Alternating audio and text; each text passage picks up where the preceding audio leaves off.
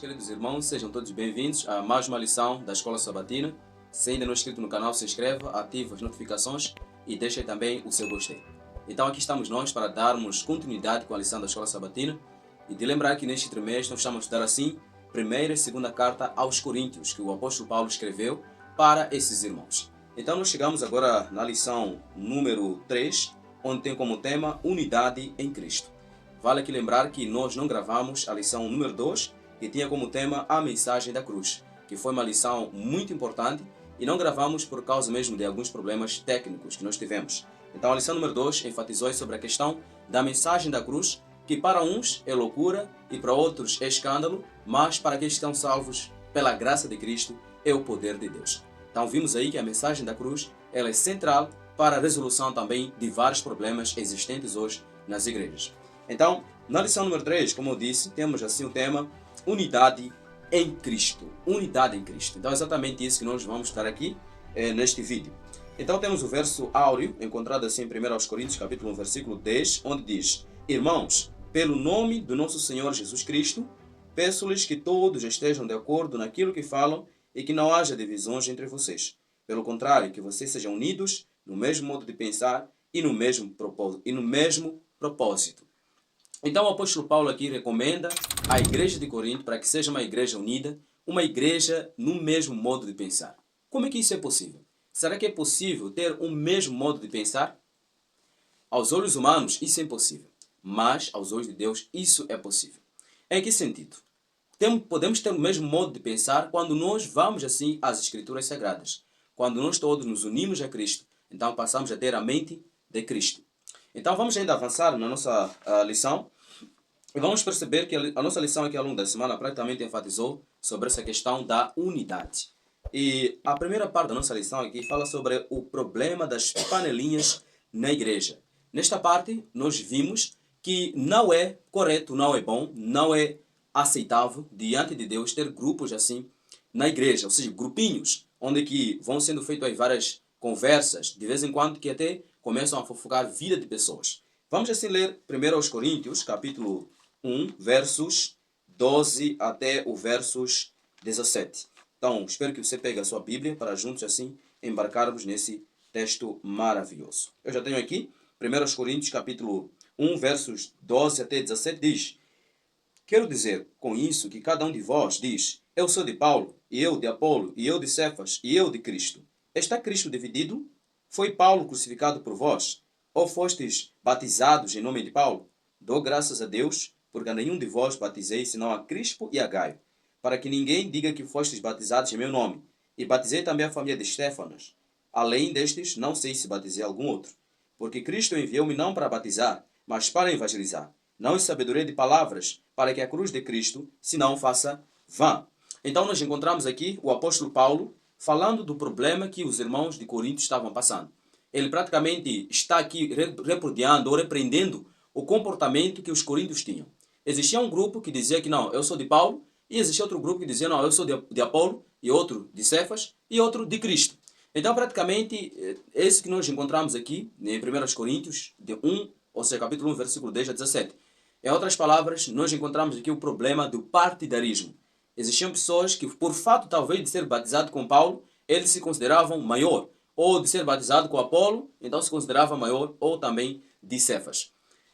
Então este era o panelinha, entre aspas, dentro da igreja de Corinto. E o que gerou? Praticamente isso gerou grandes problemas entre os irmãos. Onde que a igreja já não avançava como deveria. Praticamente os irmãos de Corinto, então, eles perderam o foco da missão, perderam assim o foco da unidade. Porque Cristo nos chamou para a missão. Cristo nos chamou para podermos assim evangelizar. Não para podermos ficar assim a formar grupos. Eu sou de tal fulano, ou eu amo pastor tal, ou líder tal. Não, nós fomos chamados exatamente para cumprirmos a nossa missão. E lendo um pouco aqui do comentário da nossa lição, vai dizer que Paulo empregou palavras fortes para retratar a falta da unidade entre os membros da igreja de Corinto. Ele usou os termos gregos cisma, ou seja, divisões, e eris, brigas. O substantivo cisma, assim como o verbo ciso, separar, aparece em outros textos do Novo Testamento para indicar diferenças de opiniões que resultaram em divisão.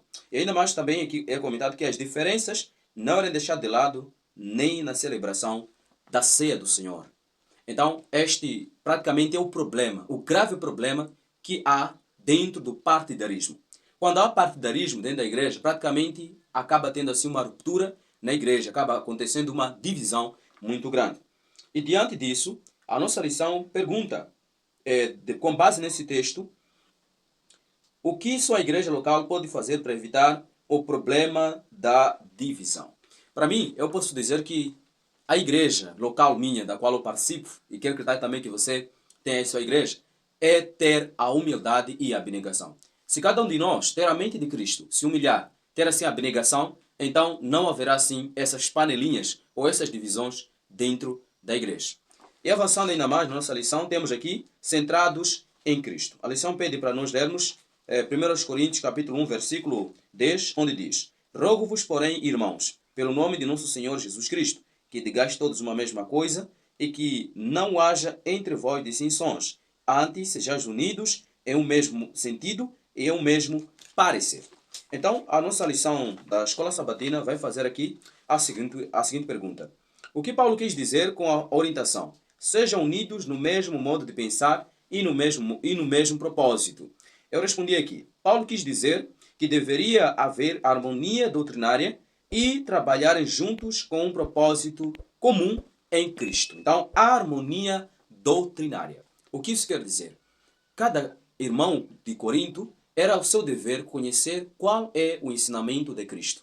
Qual é a doutrina de Cristo? Porque se nós conhecermos o que diz o Senhor na sua palavra, então praticamente nós poderemos avançar. Por exemplo, na questão doutrinária, se um, por exemplo, acredita que não, Jesus ressuscitou, e o outro vai falar que não, Jesus não ressuscitou. Então praticamente temos aí duas opiniões diferentes. Agora, o que pode se fazer agora para sanar ou acabar com essa divisão de opinião?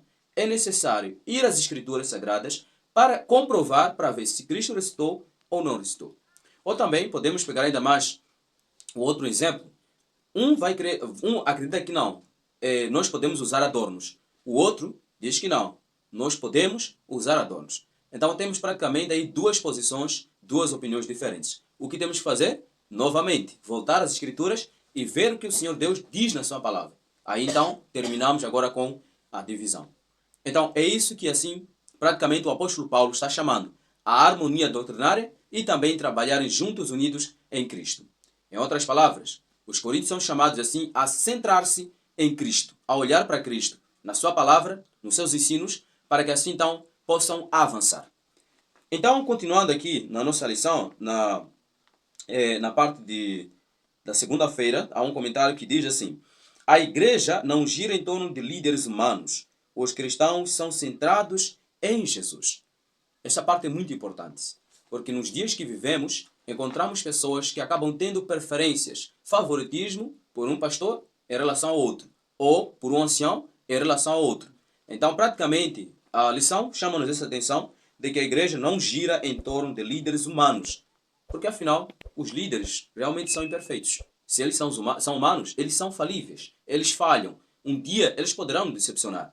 E por isso que até uma parte da pergunta, se me lembra aqui da terça-feira, vai falar aí qual é a pessoa que você mais admirava, mais te encantava, talvez nas suas pregações, ou nas meditações, ou nos estudos que ele dava. Mas que em um determinado tempo, essa pessoa praticamente acabou te decepcionando. Então, esse aí é o perigo de assim você depositar sua confiança num líder, ou num pastor, ou num ancião. Não estou querendo dizer aqui que nós não podemos confiar nos nossos líderes, mas é necessário ter também a cautela de que eles são seres humanos. Um dia, eles poderão falhar conosco. E aí, a nossa fé poderá ser abalada. Por isso que é necessário centrar-se em Cristo, não nos líderes. E ainda mais, a nossa lição diz que quando surgem panelinhas, entre aspas, em torno de líderes humanos, os relacionamentos na igreja precisam ser restaurados. E isso acontece por meio da unidade em Cristo e da negação do eu que ela implica. Então, exatamente isso. Quando há preferências, há essas divisões, escolhas, favoritismo de líderes, então o único remédio é assim a igreja voltar a acordar, a centrar-se em Cristo, ter unidade em Cristo, para então restaurar os relacionamentos e avançar em Cristo Jesus. E a nossa lição pergunta ainda mais aqui, que nas últimas décadas, a Igreja Adventista do Sétimo Dia tem destacado o ministério dos pequenos grupos, qual é a diferença entre panelinhas e pequenos grupos? Como evitar que pequenos grupos se transformem em panelinhas? O que seria pequenos grupos, ou PG, assim conhecido? Pequenos grupos são grupos assim que, né, de irmãos que se reúnem para estudar a palavra de Deus, para poder estudar a lição da escola sabatina, por exemplo, ou mesmo para fazer assim um estudo bíblico aprofundado de profecias, de saúde, entre outros temas. Então, são pequenos grupos também que se reúnem para poder assim avançar com a missão missionária, ou seja, com a área missionária, o trabalho missionário. Mas também existem agora panelinhas, ou seja, grupinhos pequenos que acabam se reunindo para falar mal de um determinado líder, falar mal de um determinado ancião, do pastor, quem sabe do presidente da conferência geral, ou mesmo, né, presidente da missão, enfim. Então, esses tipos de pequenos grupos não são saudáveis. Os pequenos grupos aprovados por Deus é realmente aqueles pequenos grupos que se reúnem com um foco, que é cumprir a missão encontrada assim em Apocalipse capítulo 14, versículo 6 a 12, que é de pregar as 3 mensagens angélicas. Mas se reunir, fazer um pequeno grupo para poder falar mal de um determinado líder, de um presidente, de um pastor, isso não é aprovado por Deus. E agora, também a nossa lição pergunta, como então evitar que esses pequenos grupos se transformem em panelinhas? É só manter o foco na área missionária. Avançando aqui na nossa lição, temos aqui a questão da sabedoria e maturidade. Em geral, panelinhas nascem de uma visão exagerada de líderes humanos. A lição avança logo falando disso. Então, quando nós temos uma visão exagerada de líderes humanos, é aí onde surgem panelinhas, ou esta competição, este partidarismo. Então, diz aqui que o resultado é uma atmosfera de competição que pode rachar a igreja. Mais do que isso, se fizermos de líderes humanos o centro da nossa unidade cristã, identidade cristã, correremos o risco de tirar Cristo do lugar que lhe cabe em nossa vida. E aí então começamos a confiar no talvez tal fulano pastor disse, ou ancião tal disse, então pronto, nós podemos cozinhar no sábado.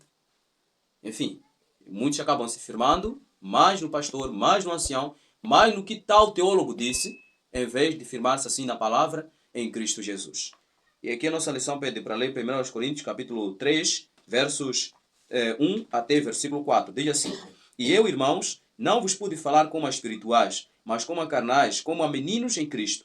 Com leite vos criei, e não com manjar, porque ainda não podeis, nem tampouco ainda agora podeis, porque ainda sois carnais. Pois havendo entre vós inveja, contendas e dissensões, não sois porventura carnais, e não andais segundo os homens? Versículo 4. Porque dizendo um, eu sou de Paulo, e outro, eu de Apolo, porventura, não sois carnais? Então, o apóstolo Paulo chama os irmãos de Corinto de crianças. Vocês ainda não cresceram. Vocês ainda não têm maturidade. Como é que vocês dizem ser cristãos, mas entre vocês há inveja, há contendas, há dissensões e ainda mais há partidarismo? Eu sou de Paulo, eu sou de Apolo, eu sou tal fulano. Será que fazendo isso vocês não são do mundo? Não são pessoas que ainda não conheceram a Cristo? Então vocês são meninos. Vocês não terão ainda a sabedoria e a maturidade.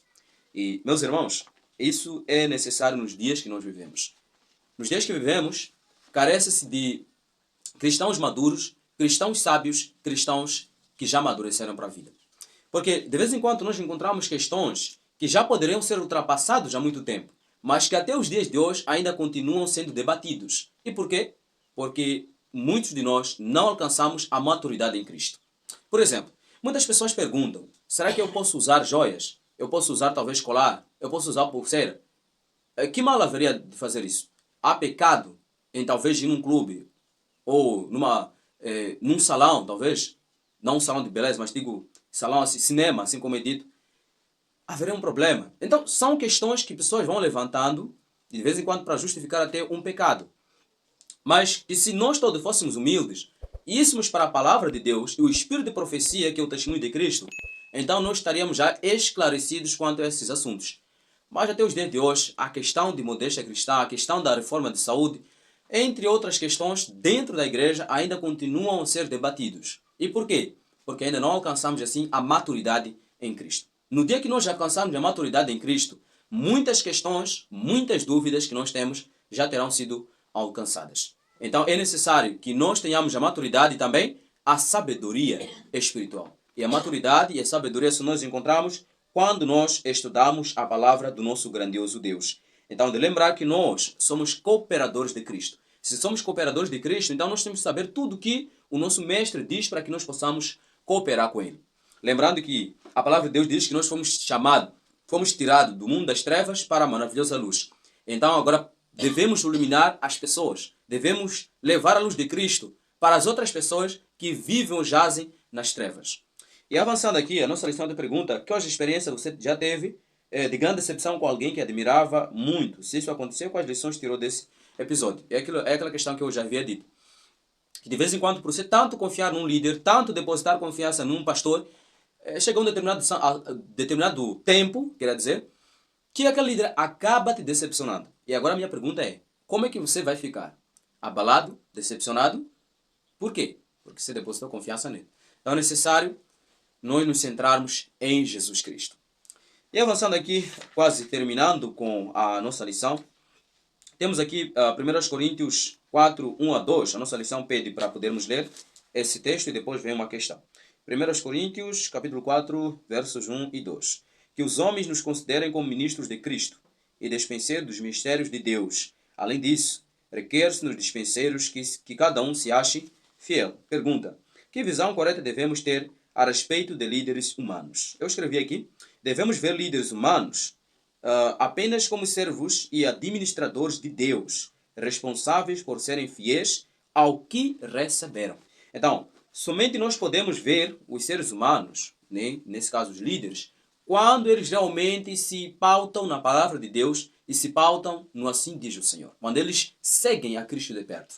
Então, quando agora é um líder que, na verdade, não está seguindo as orientações da Bíblia de Espírito de Profecia, ao contrário, ele passa atropelando, então esse líder não merece ser chamado assim líder diante de Deus. É alguém que está sendo infiel na sua liderança.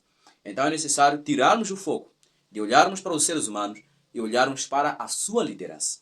Se ele está a liderar bem, então pronto, ele tem a nossa aprovação, ele pode assim ser dado força para poder avançar. Mas se é um líder que está atropelando a palavra de Deus e os princípios estabelecidos por Deus, então nós não temos como seguir esse tipo de líder. E aqui, a lição diz que fica claro que a visão correta sobre líderes humanos se baseia no modelo de liderança de Cristo. É só quando os líderes lideram como Cristo que podem ser chamados assim de líderes. Aí, desculpa pela redundância, é só para dar assim ênfase. É somente líderes podem ser chamados de líderes quando lideram como Cristo liderou. Acho que ficou mais bonito. Um encarregado é alguém a quem foi confiada a administração da propriedade de outra pessoa. Tudo o que temos, afinal, pertence a Cristo.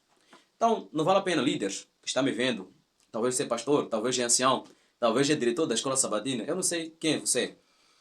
Não adianta você se orgulhar de um determinado cargo que você foi dado pela igreja, que você foi confiado. É necessário centrar-se em Cristo, porque tudo pertence a Cristo. E a minha pergunta é: de onde vai nascer o nosso orgulho?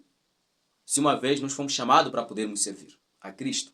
Então é necessário ter esta visão de que nós somos servos de Cristo e temos que trabalhar para o nosso próprio Jesus Cristo. E finalizando aqui com a lição, diz aqui: estilo de vida que reflete a cruz. Estilo de vida que reflete a cruz. Leia primeiro, ou seja, 2 Coríntios, capítulo 11, versos 23 até o versos 28. Então nós vamos assim finalizar com este texto a nossa lição. Se está gostando aí dessa lição, é só deixar o seu like e também compartilhar com outros amados irmãos. Então vou ler aqui primeiro aos Coríntios, aliás, segundo aos Coríntios, capítulo 11, versos 23 até o versos 28.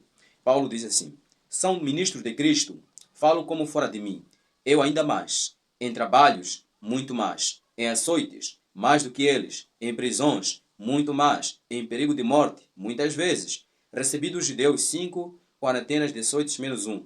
3 vezes fui açoitado com varas, uma vez fui apedrejado, 3 vezes sofri naufrágio, uma noite e um dia passei no abismo, em viagens muitas vezes, em perigo de rios, em perigo de salteadores, em perigo dos da minha nação, em perigo dos gentios, em perigos na cidade, em perigos no deserto, em perigos no mar, em perigo entre os falsos irmãos, em trabalhos e fatiga, em vigílias, muitas vezes, em fome e sede, em jejum, muitas vezes em frio e nudez. Além das coisas exteriores, me oprime cada dia o cuidado de todas as igrejas. Eu fiquei admirado. Como é que Paulo conseguiu suportar tudo isso que aconteceu com a vida dele? Sabe por quê? porque ele desejava, assim, refletir a cruz de Cristo. Então, ser líder é isso. É você assumir o risco. É você sacrificar-se. É você falar a verdade. É você expor a palavra de Deus, mesmo sabendo que nem todos que vão te ouvir vão aprovar o que você vai dizer. Esta é a visão, praticamente, da liderança que nós devemos ter. Uma visão sacrificial. Uma visão que os líderes que se entregam a Cristo.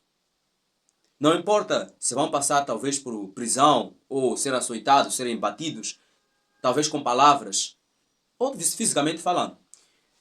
Esses líderes espirituais, líderes que refletem a cruz de Cristo na vida, são líderes que aceitam sofrer por amor de Jesus.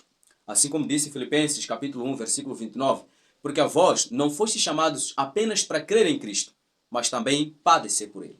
Então nós fomos chamados não para sermos assim vistos como os mais altos nos cargos. Não, nós fomos chamados para servirmos a Cristo, nos humilharmos e sofrermos por amor de Jesus Cristo. E assim, líderes cristãos seguem o espaço de Jesus ao se disporem a sofrer pelos irmãos e, se necessário, até morrer por causa do seu ministério. Então, como eu dizia, são líderes que se entregam, líderes abnegados, líderes que morreram para o eu e deixaram que Cristo possa viver. São esses líderes precisados nos dias de hoje. E a minha pergunta que eu faço para ti, que é líder, será que você morreu para o eu? Você é um líder abnegado? Ou você é um líder orgulhoso? Então, esse é o chamado a partir desta lição que nós estamos assim, finalizando, a lição número 3, que nos chama assim a unidade em Cristo. E só acontecerá essa unidade realmente na igreja, entre irmãos, quando nós vamos a Cristo. Mas se nós não estarmos em Cristo, é difícil nos unirmos. Senão será aquilo que o mundo tem falado da unidade, vamos nos unir, mas a unidade que o mundo tem promovido praticamente não passa de nenhuma unidade. Aquilo é ecumenismo.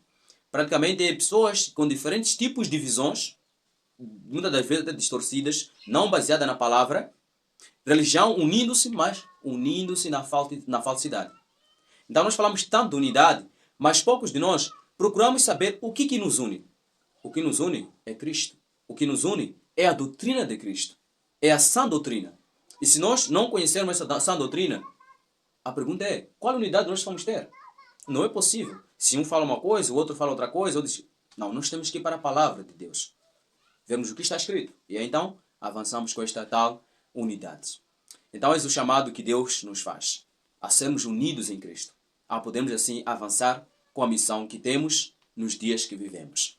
Sejamos unidos em Cristo, voltando para a palavra de Deus e para o espírito de profecia. Para que, assim, a nossa unidade seja verdadeira. Lembrando que Jesus, ele orou em João capítulo 17, versículo 21 e 22. Para que eles sejam um, assim como tu o és em mim. Assim como eu e o Pai somos um, também que eles sejam. Então Jesus, na sua oração sacerdotal, ele orou em prol da unidade da igreja.